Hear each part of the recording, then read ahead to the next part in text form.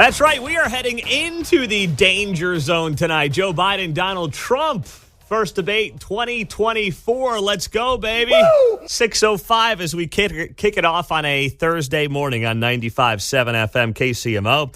Meantime, it's like Christmas for some of us. And on top of that, we got a Chiefs Hallmark movie that's going to be dropping later this year. My goodness, there's a lot happening in town, across the country, and we're glad you're with us on 95.7 FM KCMO and streaming on the KCMO Talk Radio app. So tonight, Donald Trump can win this debate by losing. Now, what do I mean by that? And by the way, it will air right here on KCMO at 8 o'clock tonight. Yes, Donald Trump can win this debate by losing. By losing, I mean Donald Trump does not have to be the Donald Trump that many know and love and find hysterical. Donald Trump does not have to be the guy that is cracking jokes, that is ripping out hysterical one-liners. He doesn't have to be that guy.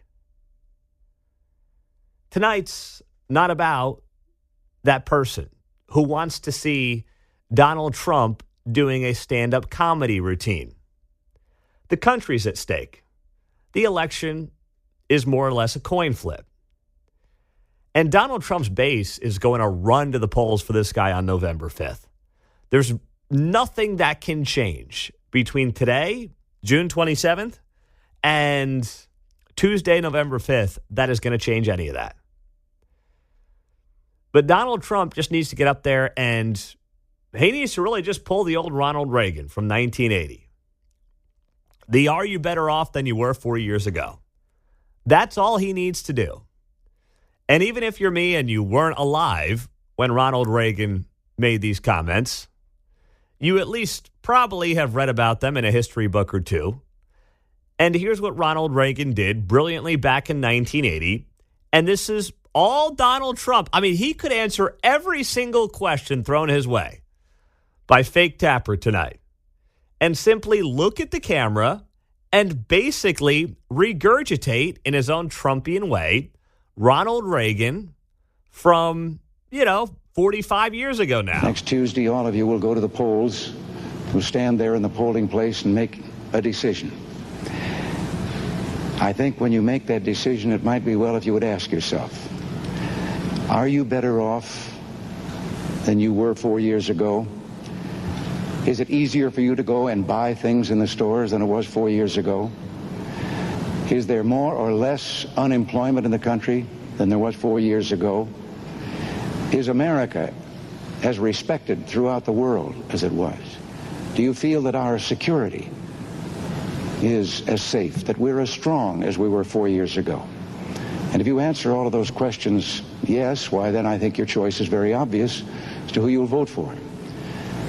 If you don't agree, if you don't think that this course that we've been on for the last 4 years is what you would like to see us follow for the next 4, then I could suggest another choice that you have. Now, Trump doesn't have that sarcastic, disarming approach that Reagan took at the end there of, I think I have a candidate, you might want to consider. Trump's going to be like at the end of that, MAGA 2024. But you get the point, right? Donald Trump simply needs to look at the American people and say, if you've liked the last 3.5, 4 years, then okay, there's your guy. If you don't think the direction for the country has been a good one, well, I've got somebody in mind for you. That's all he has to do. Tonight has to be about Joe Biden. It doesn't need to be about Donald Trump one-liners. It does, as much as we all get a kick out of them, myself included, by the way, okay? It doesn't need to be about that. There's too much at stake for it to be about that. I've got my jollies from Donald Trump and his debating over the years. And I was pulling up some old YouTube clips last night and this morning, and damn, there's some good ones. And we'll get to them this morning at some point here on KCMO 95.7 FM. But tonight's not about that. Tonight simply needs to be about Joe Biden and Joe Biden's record. and how the promises that Joe Biden made the American people as a steady, moderate hand for the country in 2020 was a bunch of lies. And he has not come close to living up to those promises to the American people.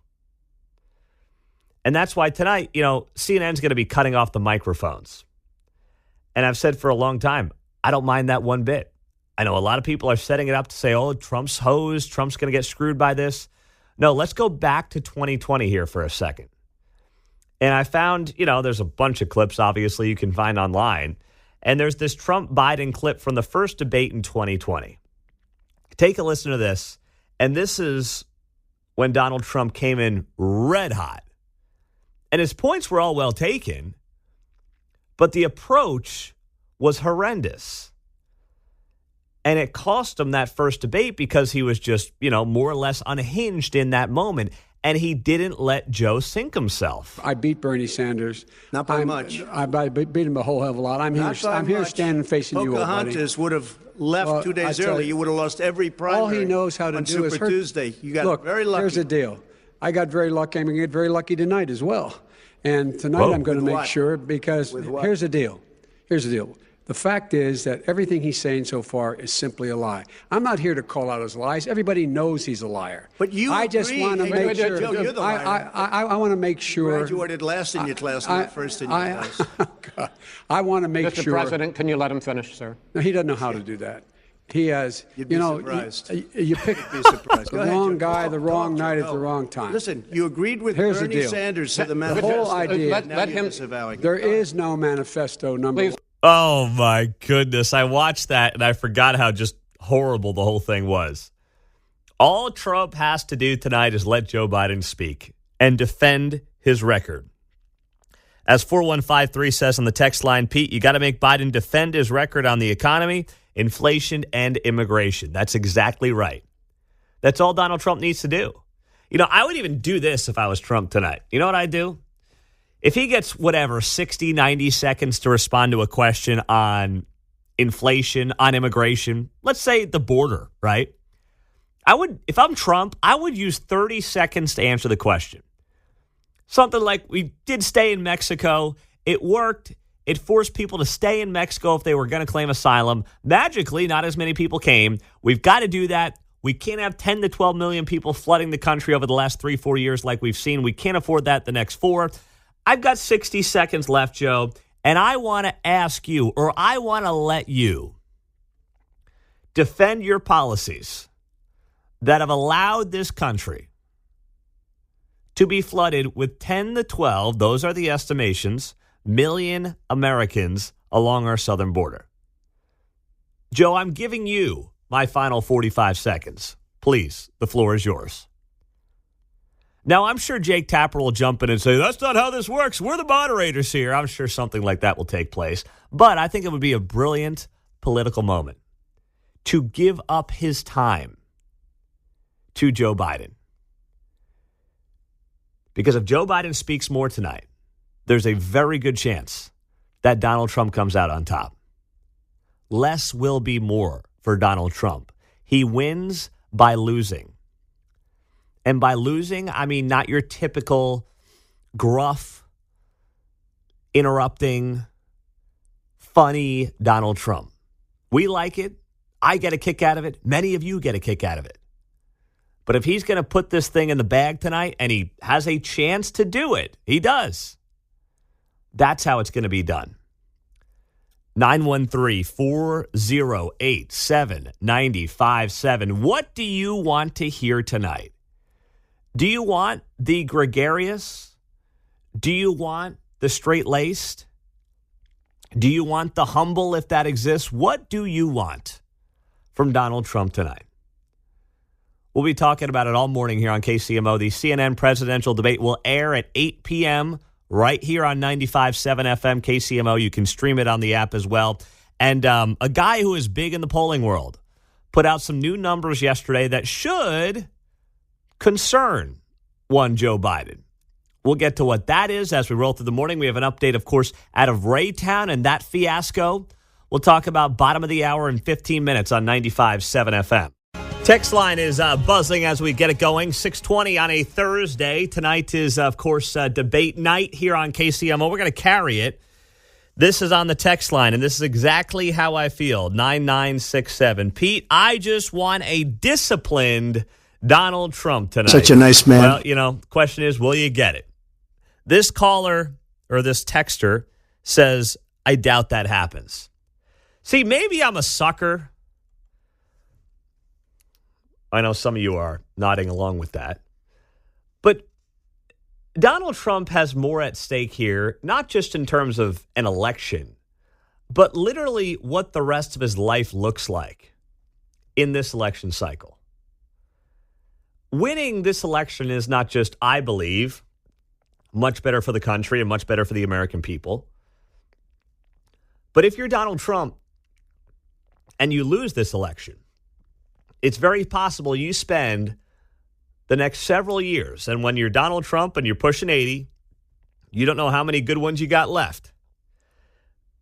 You are spending potentially the next several years of your life in and out of courtrooms, spending bags of cash on defending yourself in courtrooms. Because I don't think the political enemies are going to stop. I think this stuff's just going to continue. A lot of it goes away if the guy gets elected. So Donald Trump is not just, and, I think it's wrong in a sense, like you really want someone to be there and running for the country, and I do believe that he is. And all this legal stuff has largely come up since he announced his plans to run again. So I'm not suggesting he's running just to protect himself. That's not the case at all. This stuff, large part, came after that. But there's added motivation here beyond just like becoming president again. So if there's ever a time in Donald Trump's life that he is going to embrace that discipline, if it's not tonight, and if it's not the next 5 months, when is it? 913-408-7957. John in Independence, what do you want to see tonight, buddy? You know what? Trump should just turn to Biden and say, hey, look, I gave you the keys to a perfectly good running car, and you drove it into a ditch. Yeah. You know what? I mean, that you certainly had things on the right track. There's no doubt about it. I mean, you were digging out of COVID. He got you, whatever you think about the vaccine, he got the vaccine. He gave him the rollout plan. Things were starting to get back on track, and this guy butchered immigration. He skyrocketed inflation, passing ridiculous trillion-dollar plans in early 2021 that nobody needed. We were out of the COVID nonsense by that point, and he blew it all up. You're right. Yeah, it's just it was a complete joke. The signal that was the beginning of the downfall of Biden was that horrible pullout from Afghanistan. Yeah. That was horrible. And what we left behind, we armed the Taliban. They've got more weaponry than you can possibly imagine, and they're going to use it against us at some point in the coming days. Mm-hmm. Yeah, thank you very much there, John. I mean, it's scary to think about, but listen, you got to believe some of those bad actors are in this country. You think about the 9/11 hijackers, they had to get fake passports. Nowadays, just walk across the Rio Grande. Why bother with any of that? Joe's in Lawson. Joe, what do you got for me? What do you want to see tonight, big guy? Well, I'm not so concerned about Trump, how he acts or anything, but it's really important to see how Biden acts. And if he's, peppy and good and everything, then that's really going to cause Merrick Garland a lot of headaches because he wouldn't release that tape. But if he's stumbling around and stuff, then, Merrick Garland's going to feel better, I think. Which tape are you referring to? Well, when that Rue this wouldn't charge him with, his, because he was an elderly man with good intentions? Yeah. Yes. Right. Yes. No, you're right. I think that's a very good point. When you think about Joe Biden tonight, Joe, what is his state of affairs, for lack of a better phrase? How does he come across? What does he look like? Is he juiced up like the State of the Union? Or is he, not quite at that level? And by the way, if you get State of the Union Joe, where he doesn't blink, that could be wildly entertaining. And then if you're Trump, you definitely, this is where Trump has treated it a little bit like a football game. He's got to see what the defense throws at him. Are they going to stack the box, force him to throw? Or are they going to, drop 4 defensive backs and say, hey, beat me with the running game? If Joe comes in and he ain't blinking and he's all, fired up and lit and the whole deal, and you look at him and you say, holy smokes, with that guy on, let him go. Let him jabber. And then you bring yourself down a little bit. That's what I'm doing if I'm Trump tonight. Now, we've got some new polling. Nate Silver, 538. You may know him from recent election cycles. So he wrote a big piece here that dropped yesterday. The headline, "The presidential election is not a toss-up." Right now, Nate Silver's model is giving Donald Trump a 66% chance to win the Electoral College. Joe Biden has a 33.7% chance to win the Electoral College vote. So Nate Silver's model, he's been doing this for years, started off as a sports guy. He's been in the political cycle for the last couple of election cycles. His model gives Donald Trump a 66% chance of winning in November. Paul's in Kansas City. What's up, Paul? You're on KCMO. Hey, Pete, I'd like to see the president have fun tonight with things like this. Hey, Joe, my administration destroyed the ISIS caliphate. Now you've welcomed them in with open arms down at the southern border. Joe, you told Putin in 2022, hey, just take a little bit of Ukraine and it'll be okay. Putin decided to eat the buffet. Things like that. Just have fun out there. Yeah. Be like Charlemagne the God said. You're an entertainer. Hit him. You've got a menu of Biden administration disasters. Just point it out. Hey, look, man, I destroyed ISIS. Now they're in the border. Yeah. Yeah. Yes, absolutely. He can have fun. I think you're right. When I say that Trump should maybe tone it down, it doesn't mean he shouldn't have fun, though, Paul, because he can have fun, be engaging, be entertaining, a little Reagan-esque charm there. Not that Trump is necessarily in these debates known for his charm, but if he wants to turn it on, he can do it. That's right. Yeah. That's right. Charlemagne the God said on his podcast, says Biden can't stand it. This guy's an entertainer. Well, use that to your advantage. Go get him. Absolutely. Thanks, Pete. Thank you, Paul. 913-408-7957. News coming up in 2 minutes. We got Grover Norquist end of the hour to preview the debate and the latest from Raytown and that drama in the schools next. Well, the mother is speaking in Raytown. 634, good morning. Welcome in. The mother of the student who was allegedly body slammed by a teacher at summer class this week at Raytown, who has since gone on to lose her job, has spoken. So the Kansas City Star writing an update, and then we'll get to the mother here in a second. A fight caught on video at a Raytown High School summer program has left a teacher for the school district without a job. In a video posted by social media account KC Discover, a student can be seen walking out of what appears to be a bathroom in Raytown South High School. The staff member then hits the student in the back of the head before slamming them to the ground. As students nearby gasp and rush to pull the staff member off the student. The video does not show what started the altercation, but it's believed what happened here leading up to the altercation is that the staff member walked into the girls' bathroom and there were a bunch of girls hanging out in there. Although nowadays you don't know who's hanging out in there. But theoretically, a bunch of girls were hanging out in the girls' bathroom. Nowadays, you never know. But anyway, the teacher said to these girls, hey, get out of here. Get back to class. And most of them did. A few didn't. The teacher then allegedly took out her phone and took a picture of these girls who were not leaving the bathroom. And that's when this one student apparently slapped the teacher's hands, knocked the phone out of her hands, and that's when the teacher responded with a physical altercation, although you could argue the physical altercation started with the student. Either way, it's a minor. It's a terrible look. So then the teacher apparently body slams the student. That teacher has since been dismissed. The school district at this point is not identifying the teacher or the student involved or willing to explain what even happened.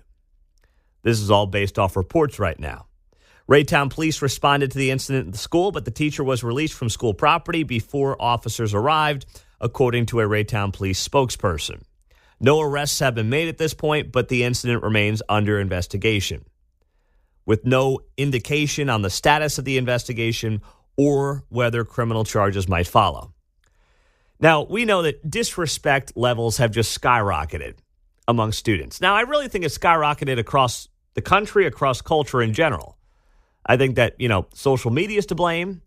I think that COVID expedited a lot of that as we, no longer interact with fellow human beings. It's all done through screens and computers, and you're just not going to care about somebody or give a crap about somebody like you will when you interact with them as a fellow human being in person.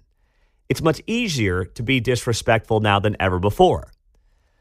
That being said, you can't go around body slamming kids who don't listen. You just can't do it. But we still don't have all the information as to what led up to it. But the mother of the student involved put up a video on Facebook. Her name is Latrice Irving. And she went on to say in a video that while her daughter is doing all right, the situation does not seem real. Let's roll some of this on what Latrice Irving had to say on her Facebook page yesterday. Okay, so as you guys know, today at my daughter's school, there was an incident which involved my child. I know I look tired and wore out, y'all, because I am. It has been a very long day. For me, it's almost like that part where I know that's my child, this happened, but it just doesn't seem real. Like I could never imagine anything like this happening, period. But I want to just take a moment and say thank you.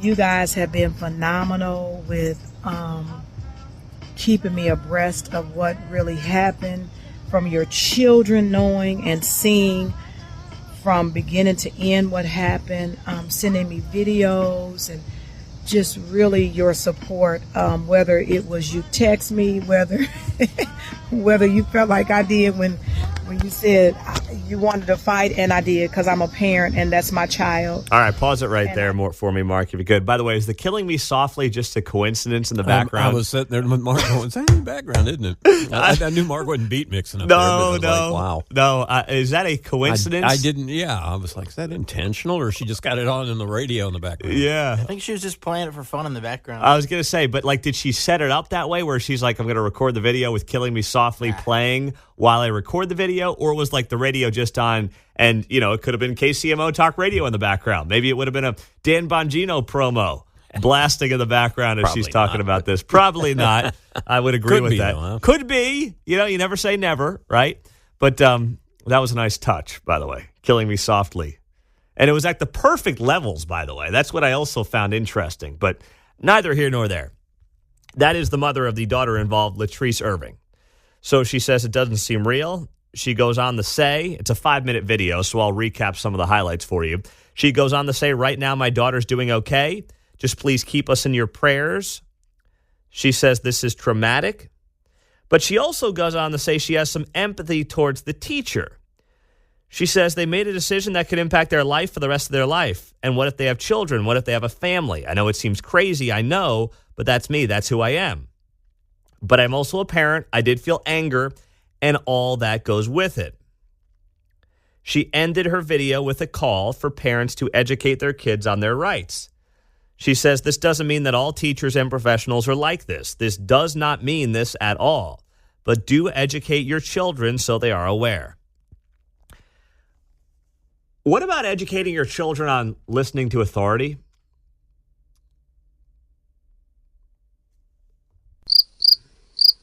Oh.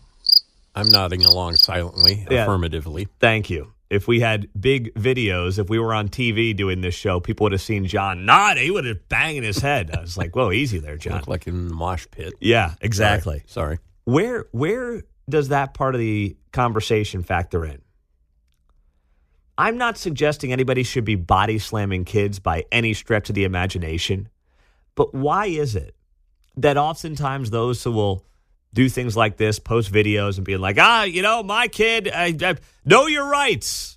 Yeah. Okay, and listen to a teacher? Something tells me that this kid does not just get body slammed for the first time ever talking back to a teacher. It's just common sense, human nature. Something usually builds to the point where a teacher is body slamming a kid. Not defending it at all, but something usually builds up that gets you to that point. Something tells me that this student was not a prim and proper future Rhodes Scholar who just happened for the first time ever to defy authority, not listen to a teacher who said, get out of the bathroom and go back to class. And, magically that teacher said, I've had enough of you, body slam. It's not usually how it goes. Yeah, I think it's important for our kids to know their rights, especially in the continuing weird environment that is public education. But at the same time, it'd be nice to hear the message of, we also have a responsibility as parents to make sure our kids listen to the people who are in charge of them during the day.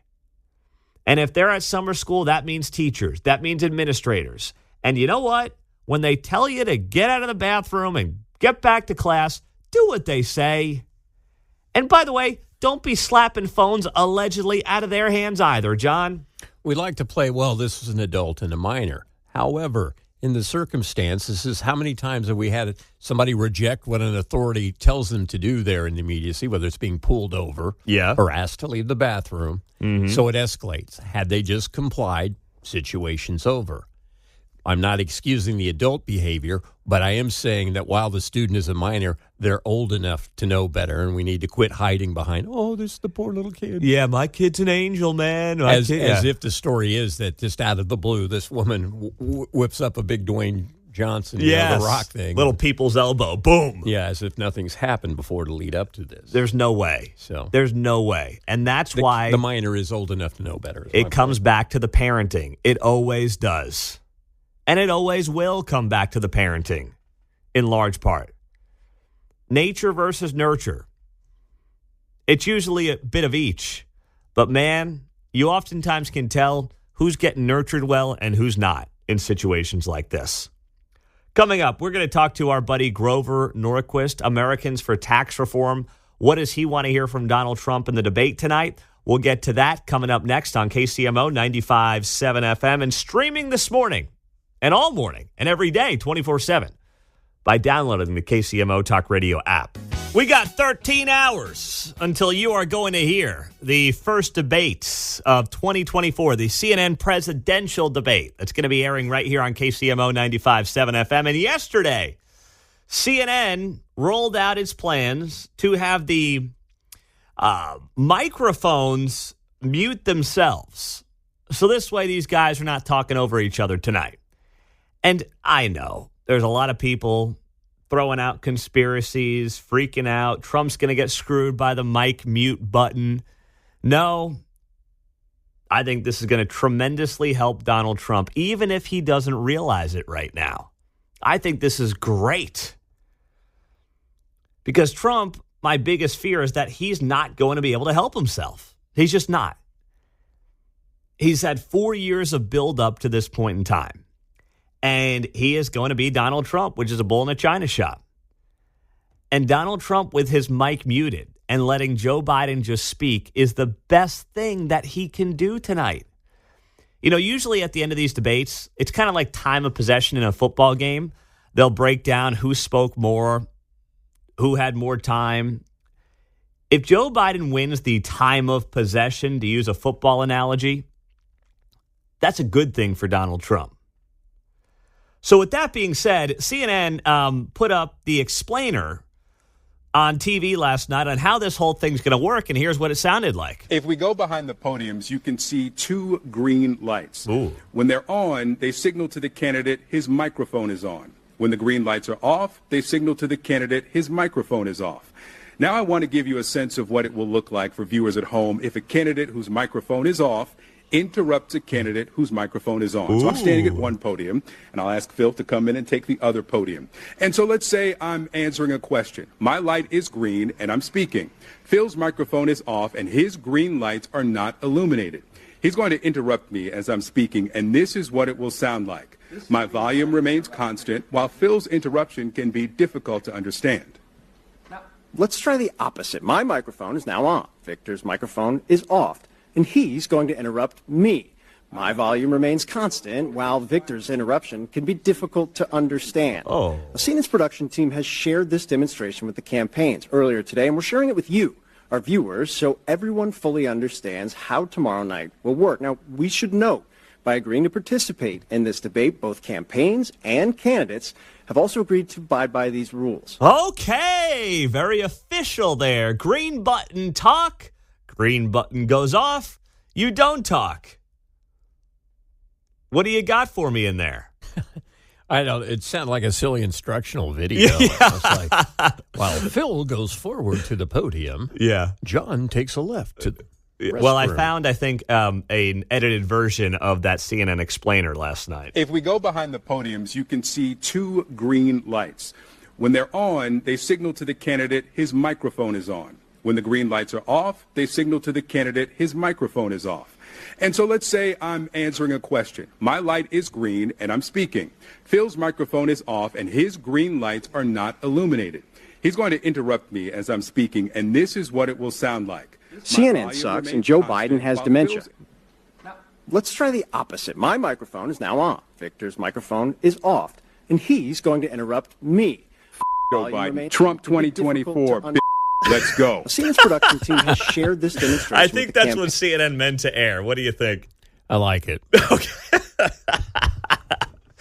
Oh, my goodness. I like the explanation because my fear was that even though muting Trump's mic, he would still hear him. Yes. And then he would still be criticized, right? But he still wouldn't be loud enough to get his point across. Correct. So it seemed to mute pretty well. I think that's going to be an advantage. I do as well. I think it's going to be a big advantage. Now, many of you are suggesting on the text line, this is good. These are longtime listeners.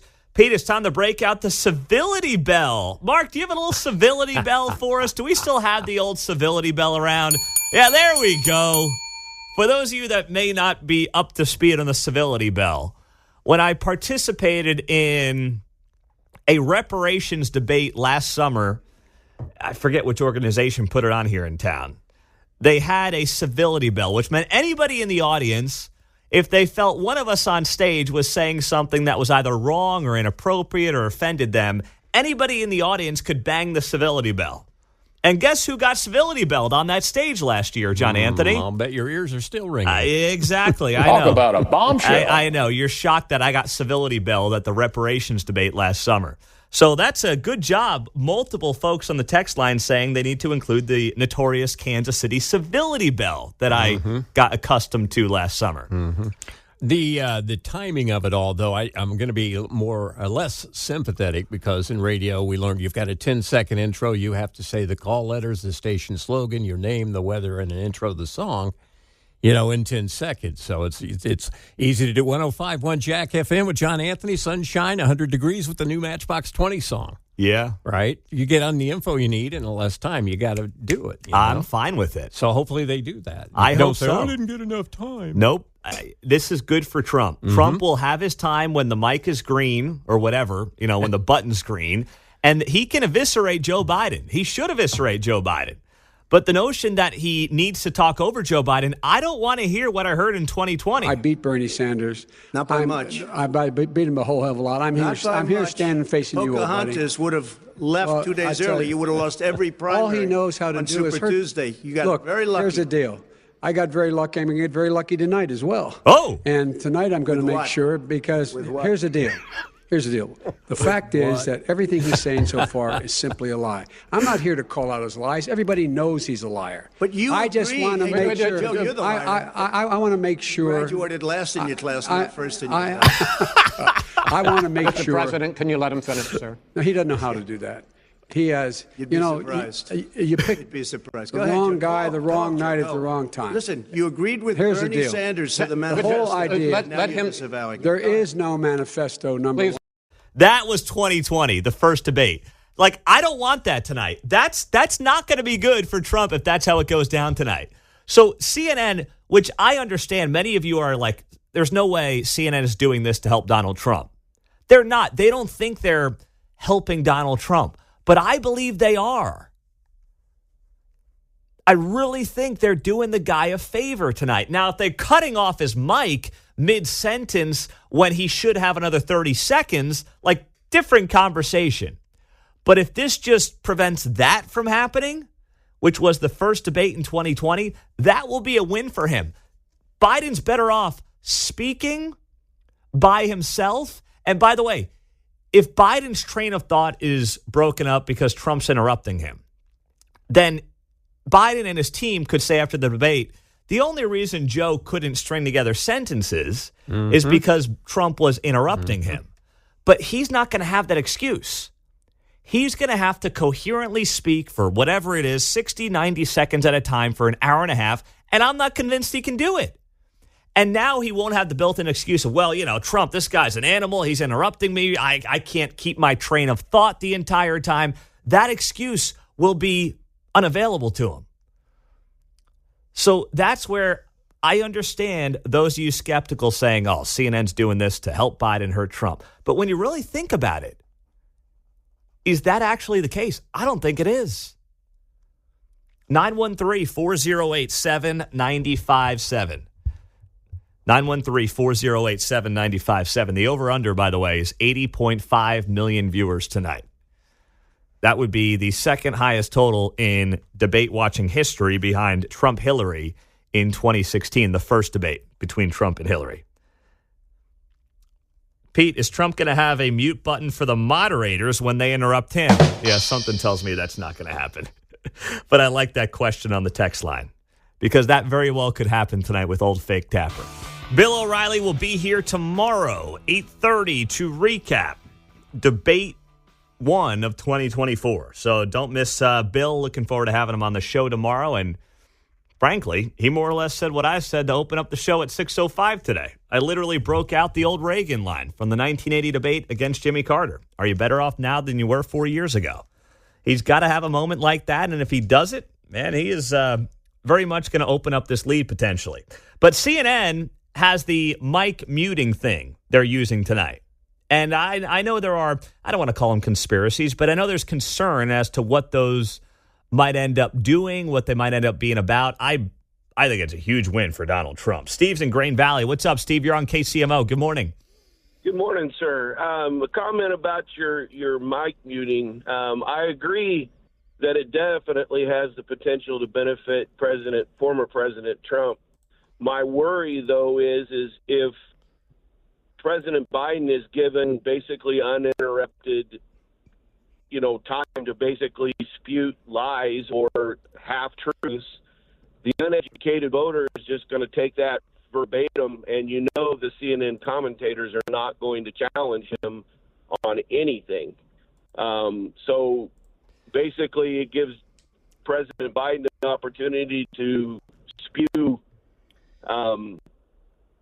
I don't want to necessarily say lies, but untruths per se, and nobody will challenge that. And that is my worry. I agree 100% that Trump needs to go in and be, somewhat subdued. But if nobody is going to fact check President Biden, then your uneducated voter is just going to take whatever he has to say for. Go ahead. Here's what I would say, though, Steve, is that Trump's going to have an opportunity to respond. He's going to have time to respond. And if he uses it effectively, whether it's, I'm just trying to think of some of the big lies that Joe Biden may break out tonight. He may break out the, you ran up a larger deficit. I created all these jobs. I mean, you obviously point back to COVID on all of that. This economy was humming until COVID hit. And most of the jobs, Trump can easily say on that issue, most of the jobs that Donald Trump created, were just then added to, or I guess Joe Biden brought back the jobs that Donald Trump created during his time in the White House. So you can debunk that. I think abortion is going to be something he uses tonight because that's all he's got. And Trump can say, I've been saying this for months now. that as far as I'm concerned, abortion is a state issue. And it is at this point in time. Trump's not interested in anything nationally or federally on abortion. He's going to have opportunities to combat anything that he perceives to be a lie from Joe Biden. I'm not worried about that. Now, will the moderators be more Biden-friendly? Absolutely. Absolutely. I'm not denying that for a second. I'm just simply sitting here and saying when it comes to how Donald Trump ends up handling it, it's not like he's not going to have, an opportunity to talk. And even if the moderators don't give him a chance to respond to an accusation from Joe Biden, let's say they move on to another topic and Trump feels like, he was lied about. He can say, Jake, I will answer that for you. However, for the first 30 seconds, I just want to quickly respond to what was just said about me. This is untrue. Here's why. Okay, now let's answer your question about fill in the blank. He can do all that. Yeah, Trump's a bit older than he was 4 years ago, but this moment from 4 years ago gets lost in terms of a very funny but also spot-on moment that in many ways predicted how Joe Biden was losing his fastball if he ever had one, and Donald Trump was still at the top of his game, at least when it comes to being on the ball, being sharp, and being present in the moment. Take a listen to this from 4 years ago when Donald Trump literally helped Joe Biden count to 3. Manufacturing went in a hole. Excuse number me, one. Chris. Wait. Number two. Chris. Number three. They said it would take... No, you were number 2. No. Chris. They said it would take a miracle. Listen again. Joe Biden says, number 1, blah, blah, blah, manufacturing. Number 2. And then he says nothing. And then he goes to number 3. And then Trump interjects and says, hey, you are on number 2. Manufacturing went in a hole. Excuse number me, one. Chris. Wait. Number 2. Chris. Number 3. They said it would take... No, you were number 2. No. Chris. They said it would take a miracle. This guy's something. He's helping me count to 3. How dare you? Like that. And I just kind of dug it up in the corner of the internet last night. And I thought to myself, that right there is such gold. And we should have seen the last 4 years coming based on that moment alone. And I missed it live at the time. But when I watched it back last night, I'm like, that was brilliant. Biden's trying to make a point. He says, number 1, manufacturing. Number 2, he says nothing. On to number 3. And then Trump interjects brilliantly. No, you were on number 2. Like that right there. Just take that 11 seconds. Who do you want running the show? The guy who can count to 3 or the guy who can't? I don't know. I mean, maybe you don't agree on every policy, but holy cow. That was, in many ways, a harbinger of things to come in this country. One guy struggled to make 3 points and count to 3. The other guy interrupted the first guy and said, hey, you missed number 2 there, big fella. Come on now. You got to be kidding me. Come on, man. Oh, man. So we won't get that tonight because, of course, in that moment, Donald Trump's mic will have been muted. But I'm sure Jake Tapper will point out that Joe Biden, skipped on number 2 or something like that. So you cannot deny the free market. You cannot deny viewership numbers, whether it's your business, whether it's television. You cannot deny the numbers when they're as clear as this. WNBA viewership season to date, all networks. Caitlin Clark games have averaged 1.2 million viewers. All other games have averaged 428,000 viewers. Caitlin Clark is the star of the WNBA. There is only one.